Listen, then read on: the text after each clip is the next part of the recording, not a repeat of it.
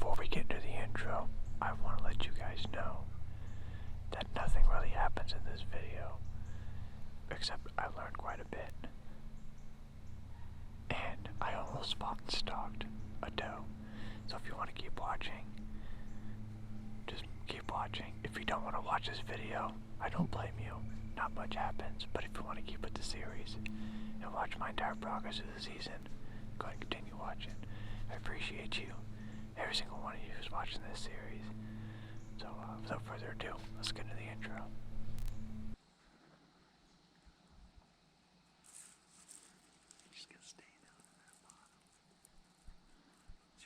I've got a perfect view at her files.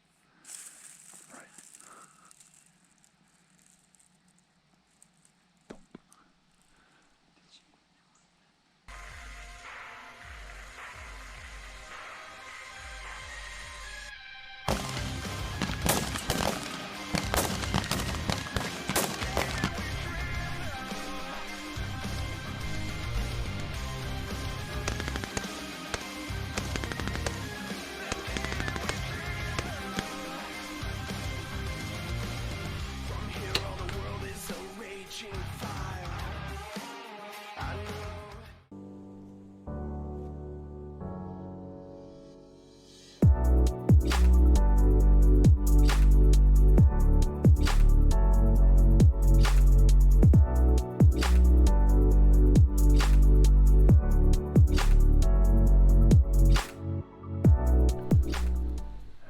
How's it going, everybody? Welcome to 11 Bowhunters.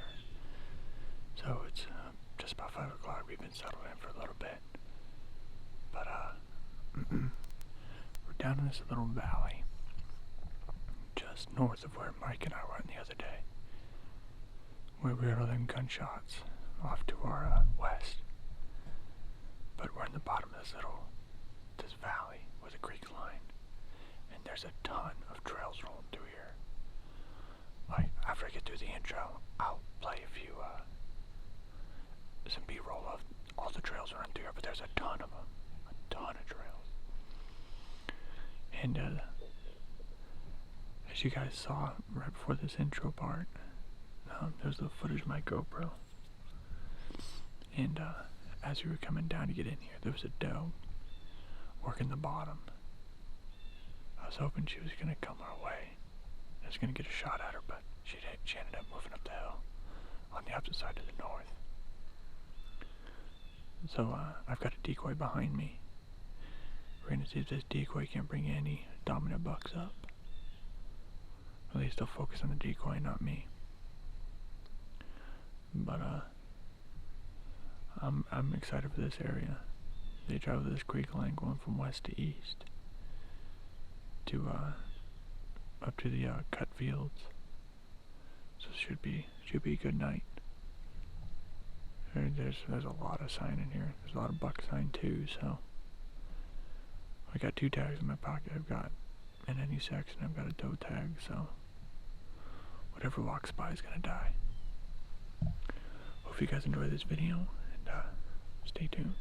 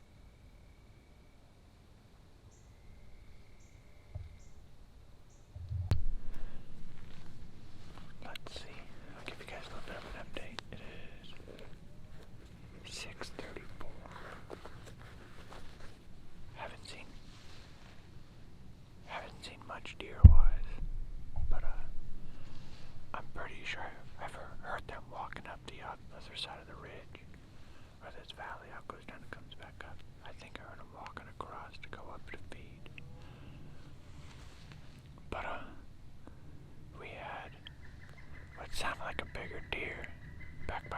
was this way. And it was starting to blow.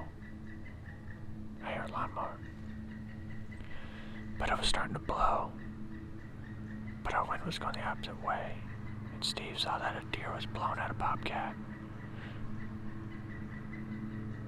So, a few minutes ago, as you guys saw, I had a bobcat come running in from the opposite direction of that other one that Steve saw.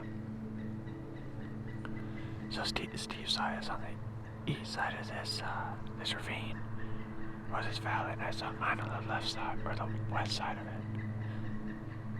But we haven't seen much of a deer. I think I've heard him. But it's so thick I can't see the opposite side. But, oh well. I think next time we hit this area, I'm gonna have to be on the northern side of this valley.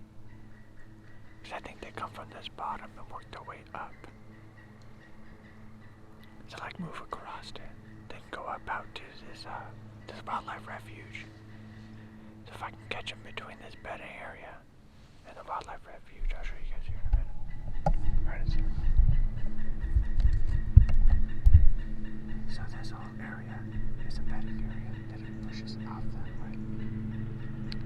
And these deer either use this ridge line and come up, or they go up the opposite side that way and shoot north. So I might have to be on that side of the ridge to shoot one of these deer.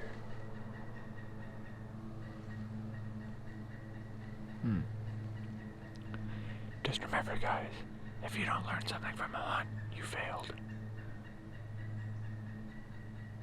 And I think I learned where these deer are moving. But, yeah, I guess we'll see what happens in the next 15-20 minutes. Who knows? As soon as I turn this camera off, a big old nasty buck will walk in. You never know.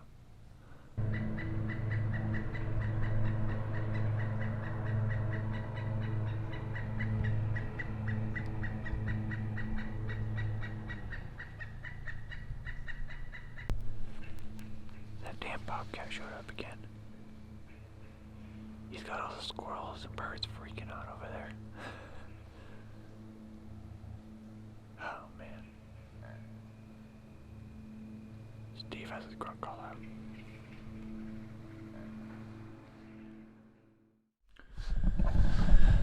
So I realized for this this video, I did not film an outro.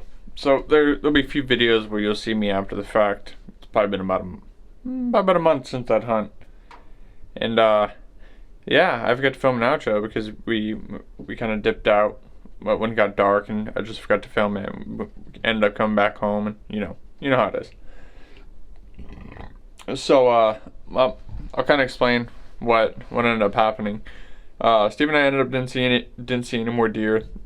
I don't think that bobcat kind of screwed things up for us, and we were in that sliver in between the two private grounds. So we were in that sliver of public, and one side was mowing their lawn, and then there's a bedding area up there that the deer like to roll through. And then on the other side, the other guy was weed whacking and doing all sorts of yard work. So both sides are doing yard work. That bobcat was pissing deer off on both sides. It might have been the same bobcat on Steve's side that ended up on my side. But yeah, because when we got in, it was like 25 minutes after we got in the stand, all of a sudden we heard a buck blowing. And any of those who have hunted long enough, you can tell the difference between a buck blowing and a doe blowing. What? Okay, come here. My cat wants to get up. Oh, come here. My cat wanted to get up on the bench. So, those who have hunted long enough can tell the difference between a buck blowing and a doe blowing, because a buck is real guttural and he really uses his chest and is real deep, and a doe is like really high pitched and it almost sounds like it's nasally, if that makes sense. But yeah, it sounded like they were working our way, and then it started blowing, and then as that deer kept blowing, it's getting farther and farther away, and I think that kind of screwed everything up for us. But oh well, that's just the way things are, right? But overall, it was a fun hunt. I think we ended up hunting there like 1 or 2 more times. I think I went in the next morning, which would be the next hunt, and I did have action when, you know, there wasn't a bunch of shenanigans going on.